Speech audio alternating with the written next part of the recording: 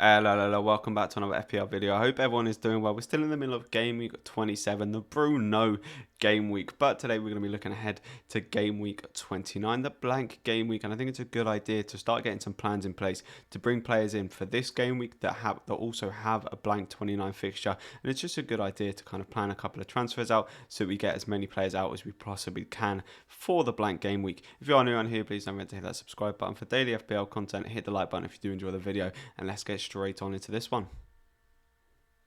So the first thing we're going to look at is the fixtures for the blank Game Week 29. Only 8 teams are playing, meaning that there are only 4 matches to be played in the blank Game Week 29. We have Fulham, Leeds, Brighton, Newcastle, West Ham, Arsenal, and Aston Villa versus Spurs. The main one that screams out already is the Spurs fixture. You're going to be wanting some of the big boys from them. However, the main question being asked for this game week is how many players do you need to be putting out? I think anywhere between 11 and 9 is absolutely ideal. That's when you're really going to be making the most of this game week. Obviously, if you have a free hit, you're in an absolutely wonderful position. I think 8 is okay. It's doable. I think 7 for me is the minimum, while also covering all of the basis. I think, to be fair, you might just about be able to drop to 6, but if you have all the essential players who aren't going to hurt your rank. But I feel like 7 is minimum, 8 is good, 9 is very nice, and anything above that is absolutely lovely, and almost probably, I'd say, an almost guaranteed green arrow if you have 10 or 11 players, just simply from players playing. So what we're going to do is just take a look at a few of the teams, break down a couple of stats, and to potential picks you could bring in for Game Week 28, while also having an eye on the Game Week 29. I'm not going to be looking at Newcastle. They just look really shoddy at the minute, and there's not really any players from Newcastle who I'd really be going for. And West Ham, who are playing really well at the minute, and I definitely think they are good options for Game Week 29. However, they do play against Manchester United in Game Week 28, so I won't be covering them, just because you probably won't want to bring in a West Ham player when they have a fixture against Manchester United. So let's get straight on into the teams. So the first team we are looking at is Spurs. So far this season, Spurs have picked up an expected goals of 1.37 and expected goals against of 1.53. So there's not actually the best of stats for Spurs. However, in the past 3 games, they have scored 9 goals. I've picked out 3 players from each team who I think, are very solid picks for this game week, even the game week 28 and game week 29. We see that Spurs play against Arsenal away in game week 28, the North London derby. I still think they're kind of very good options for that game. The last 2 games they've played against Arsenal, they've won 2-0 in the Premier League. So I think, Spurs look pretty decent. Son has scored in both, so he could be a potential option. I think out of the 3 on the screen there, I think Harry Kane is probably essential. Son is a good pick. Bale gives you the X factor, and there's a lot of debate at the minute, Bale or Son. As I say, Bale kind of gives you the X factor. He gives you the Hall factor. However, I think over the long run, Son is probably the better pick because he's definitely not going to get benched. But Bale is definitely the more kind of exciting prospect. We also see them have a very nice game week 30 against Newcastle. So from the Spurs team, you have some potential captaincy options, potentially all the way through for game week 28, 29, and 30. Harry Kane looks like he could be a very good captain. So definitely something to consider when bringing players in. Are you going to captain them? But I think that Spurs do look like very good options for the coming game. It's game week 28, 29, even 30, and on from there. They also have a double game week that's due to be rescheduled, but they do blank in 33, so that is something to consider. But the fact that they have a blank game at 29 with good fixtures surrounding it, I think the Spurs boys are definitely ones to go for.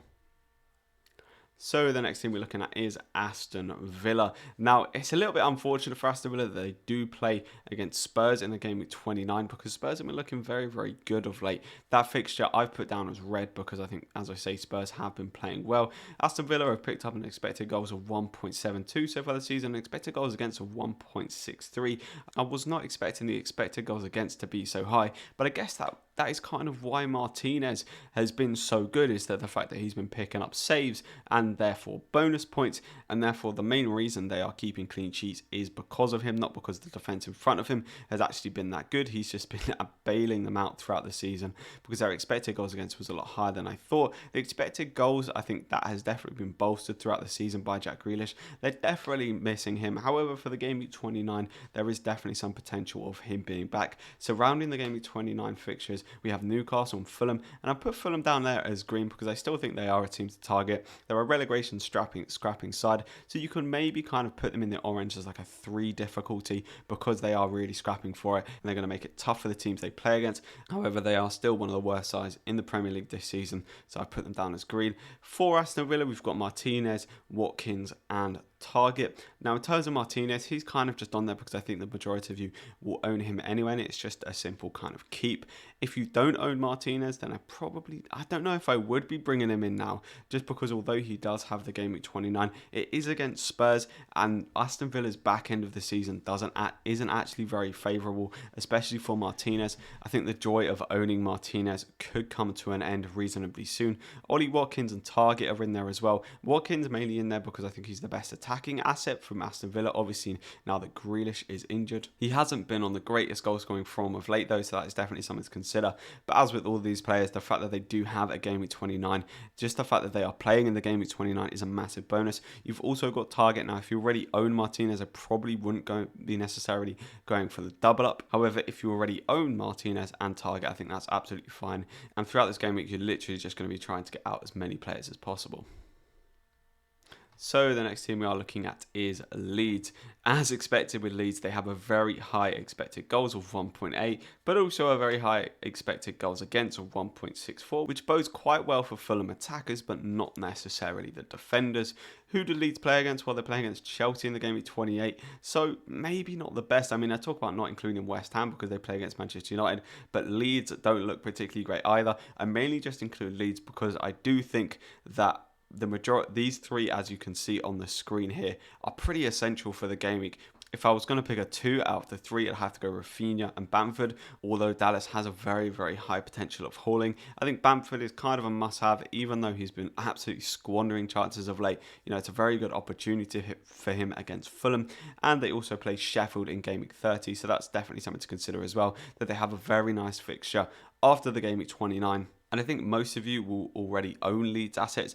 I wouldn't necessarily be bringing them in this week for the Chelsea game. However, I do think they are very strong considerations for the game week 29.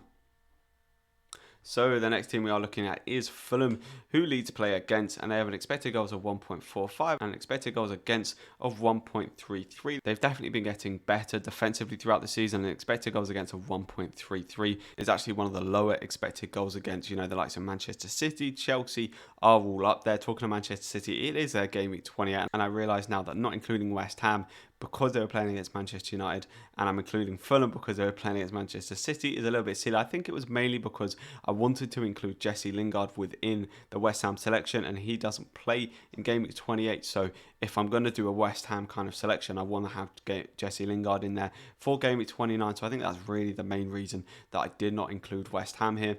Obviously, as I stated, Fulham do play against Leeds. Now, I think that bodes very, very well for their attackers. For example, Madja, who we've got there, coming up 5.5 million. He could be an absolute steal for this game. Defensively, we have Areola, who's likely to be picking up a fair few save points against Leeds, who do love to pop shots away and are not the most clinical of finishers. So we could see a big point score for Areola. We've also got Tosun in there as well. I was kind of totting up whether to go for Tosun or Lookman, but of late, Tosun has definitely been playing the better of the two, although I think that Lookman stands a good chance of scoring in this game. They then have Aston Villa in the game week 30. Now, I pose this fixture as a very good fixture for Villa, and I do think it's a good fixture for Villa, but also we saw that the expected goals against for Villa was actually quite high, so it could bode well for the Fulham attackers like Madja and like Lookman. So the next thing we're getting into is Arsenal playing against Spurs in game week 28, playing against West Ham in game week 29, which is a red fixture because of how well West Ham have been playing. Their expected goals this season has been 1.43 and expected goals against has been 1.39. They're very kind of in the mid-table of those stats, and that kind of sums up Arsenal's season, really. They've got a couple of good options. I'd say Saka is potentially their best option just because of how cheap he is and what he can offer. Aubameyang is a really good option, and if I knew he was 100% going to play consistently, then I think I would personally be picking him. However, with the kind of Europa League commitments, I can't be hacking, bringing him in and then potentially even captaining him because he's a premium player, so I would want to be putting the armband on him. captaining him, and then him going and getting benched. However, that being said, I still do think that he is a pretty decent option. If he does get the minutes, which is kind of mainly why he is in here, if he does get the minutes, then he will definitely go and score goals. You've got Tierney as well, who's just one of the most attacking fullbacks in the league. The way he bombs down that left-hand side is unbelievable. It's frightening to defensive. Arsenal as well have been defensively better over the past few months. Now, obviously, they had that absolute blunder against Burnley, but other than that, Arsenal have looked pretty good defensively. They played Liverpool in the game week 30, and I've actually put this as a fixture difficulty of 3 because Liverpool just look really, really poor at the minute.